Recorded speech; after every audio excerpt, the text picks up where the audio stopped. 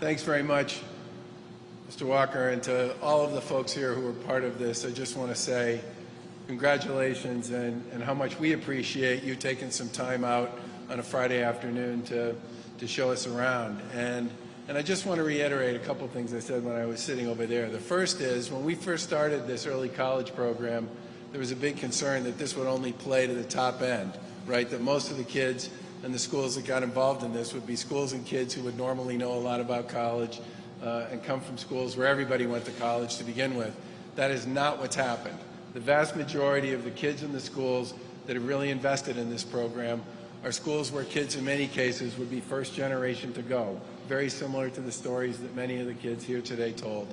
And I think in many ways, when we find a program like this, one of the things we've always said as an administration is we should do more of it.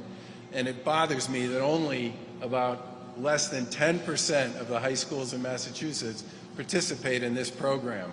It is a giant opportunity for us to create opportunities for kids, especially kids in school districts and in households where there aren't a lot of folks who go to college, to get their feet wet on what it's like to take college classes, to find out that they can indeed succeed. And the best part of all is every time they pass one of those classes, the price they paid for it was their time and their effort. Nothing else. No money out the door. These kids are all graduating with an associate degree that they basically earned on their own and with the help and support of their teachers and the folks at Massasoit, but the out-of-pocket cost of that was nothing.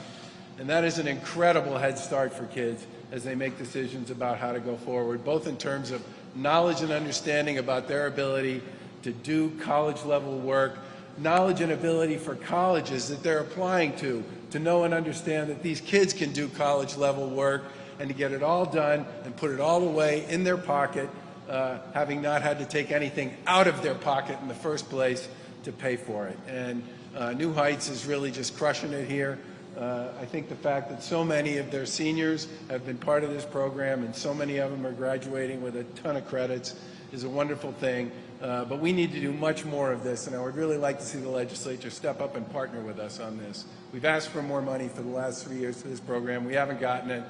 We should be doing far more with this program because it works, and it especially serves kids in communities who deserve a better chance, a better opportunity, and an open door that can get them into college. So thank you, New Heights, for all you've done with regard to this.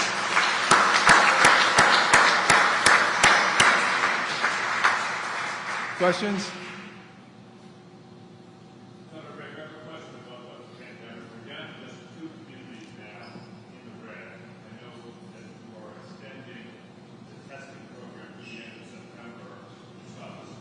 That's for summer school. We don't want this to be an impediment to school districts and kids and families from accessing summer school.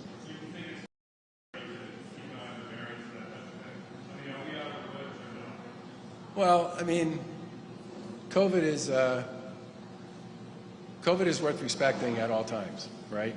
But what I would say is I would hate to have a family or a student or a district or a school make a decision not to participate in summer programming because of concerns they might have about the virus. And one way for us to make it easier for people to both teach and to operate and to attend summer classes is if we continue to run that surveillance program so that every week everybody knows whether or not in fact there is any cases in their school. And the good news here is, generally speaking, the positive test rate across half the districts or so in Massachusetts that participate in this program is less than 1%, which is a really great statement about how effective the Commonwealth's role in both developing this program, but just as importantly, the schools have been in keeping them safe.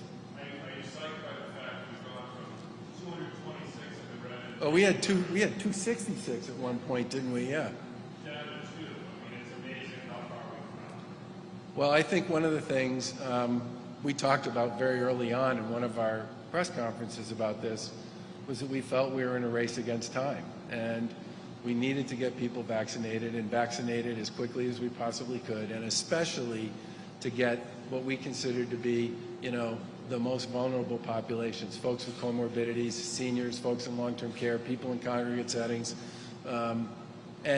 and honestly, you can put together the best program you possibly can, but it doesn't work unless the people of the Commonwealth decide they want to step up and play. And the enthusiasm and the commitment that people in Massachusetts made to get vaccinated is an enormous part of why we're really the only big state in the country with more than 5 million people that has 75% of its adult population having gotten a first dose. And our return rate for second doses is dramatically higher than the national average. And that is literally just a function of the people in Massachusetts stepping up and doing the right thing. Say again? Yeah.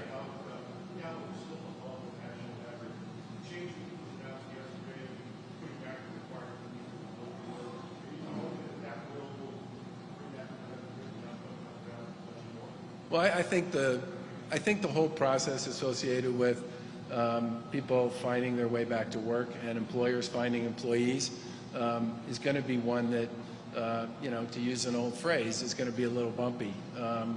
I think we've gone through a year where many people have been concerned about being at work. Not everybody has the luxury of being able to work from home.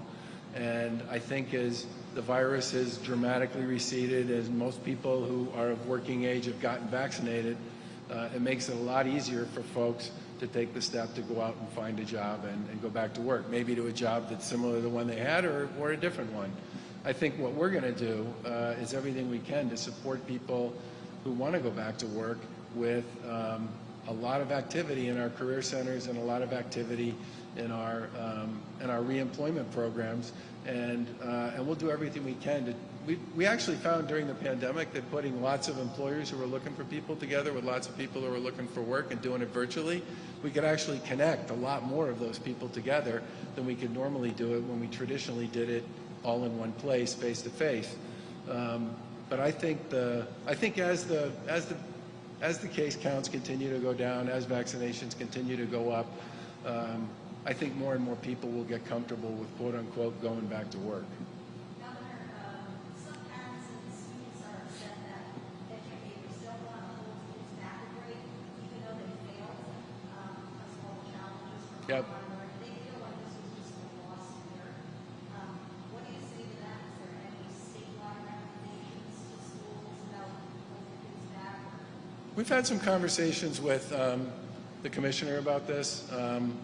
First of all, I hope a lot of those folks take advantage of the summer school opportunities that are going to be available. We're putting a lot of money into this. The feds have put a bunch of money into local communities for it. I know many communities know they need to be offering a broader and richer set of summer school experiences for kids.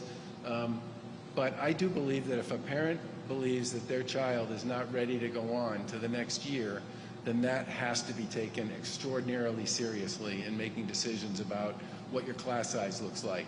The federal government has put a lot of resources into local communities, both in terms of general spending, but also in terms of education spending. I expect that by the time we get the budget, thanks to the work that the legislature and we have done collaboratively, school districts are going to get the largest numbers they've ever gotten from state government to fund their schools. And I think we all need to be flexible here to respect and understand that for a lot of kids this has been a lost year. And I'm sure what parents are worried about is if their kid gets promoted and didn't get the experience and the knowledge out of this year to get to the next grade, they're going to start next year in a terrible place. And that would be a shame.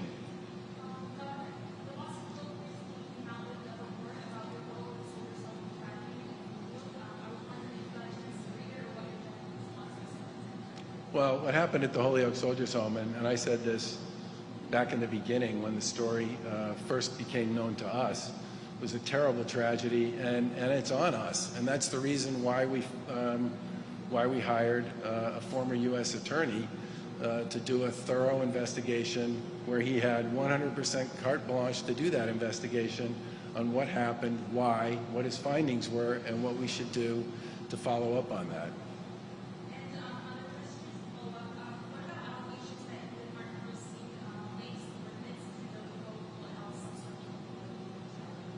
Mark Perlstein had 100% latitude, and he said this on a number of occasions, to go wherever he thought that report was going to take him. And the findings in that report led to a whole series of reforms that we believe were important reforms and are pretty consistent with the findings of the Attorney General's investigation as well. Last question. Governor, can I ask you about the Caleb Miller case? Yeah. You covered this a little bit yesterday, but I think people might want to hear it on a larger platform. How are you feeling about the investigation? It's been done and the family deserves their own independent investigation. Well, first of all, I have 3 kids.